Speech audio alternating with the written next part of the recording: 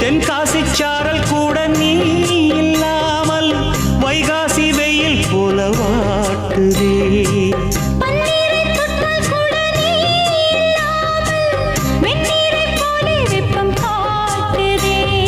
மையளந்த கண்ணும் என் கையளந்த பெண்ணும் மின்சாரம் பாய்ச்சுமா.